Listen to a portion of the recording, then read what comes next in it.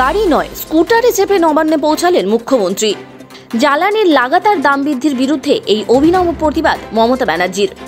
মুখ্যমন্ত্রী মমতা বন্দ্যোপাধ্যায় আজ ইলেকট্রিক স্কুটিতে চেপে নবান্ন যাচ্ছেন, চালালেন পুরমন্ত্রী ফিরহাদ হাকিম। এটাই ছিল প্রতিবাদের ধরন। জ্বালানির লাগাতার দাম বৃদ্ধির বিরুদ্ধে এই অভিনব পন্থা তৃণমূল সুপ্রিমোর। পেট্রোল, ডিজেল ও রান্নার গ্যাসের মূল্যবৃদ্ধির প্রতিবাদে এই অভিনব কর্মসূচি পালন করছে তৃণমূল কংগ্রেস। ২১-এর মহারণের আর দেরি নেই।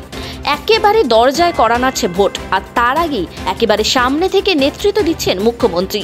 জনগণের নজর কাড়তে তাই আজ বৃহস্পতিবার ইলেকট্রিক স্কুটিতে রাজ্যের সচিবালয় নবান্নে পৌঁছালেন মমতা বন্দ্যোপাধ্যায়। গোটা রাজ্য জুড়ে চলছে পেট্রোল, ডিজেল এবং রান্নার গ্যাসের দামে বৃদ্ধির প্রতিবাদ। আর এবারে খোদ মুখ্যমন্ত্রী ব্যাট হাতে মাঠে নামলেন। আজ সকালে হাজরা থেকে ইলেকট্রিক স্কুটিতে নবান্নে পৌঁছালেন তিনি। দলনেত্রীকে পিছনে বসিয়ে স্কুটি চালিয়ে নিয়ে গেলেন ফিরহাদ হাকিম। হাওড়া থেকে সুরজিৎ আদকের রিপোর্ট, নিউজ অফ ইন্ডিয়া। হয় না, ইলেকশন আসলে বলে বিনা পয়সায় গ্যাস দেবো, আর গ্যাসটা যে কত বড় গ্যাস, মানে ফানুস বেলুনের মতো। ওটা অরিজিনাল গ্যাস নয়, এলপিজি গ্যাস নয়। ওটা আমরা মিথ্যে কথা বলে ব্যবহার করি, মিথ্যা অপপ্রচার কুৎসা হিসেবে ব্যবহার করে থাকে এই ওয়ার্ডটা বাংলায় আবার।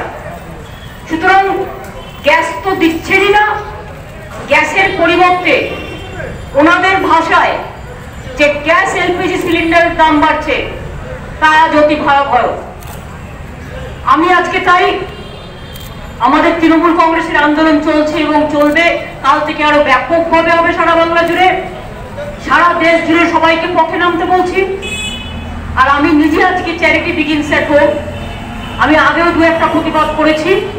আমি তাই নিজে আজকে আমার বাড়ি থেকে সেক্রেটারিয়েট পর্যন্ত আমি এই গ্রিন কার ব্যাটারি কারিয়ে এলাম, মানে স্কুটারে, এবং আমি সেক্রেটারিয়েটের ভেতরে ঢুকিনি, বাইরে থেকে প্রেস করছি এই কারণে।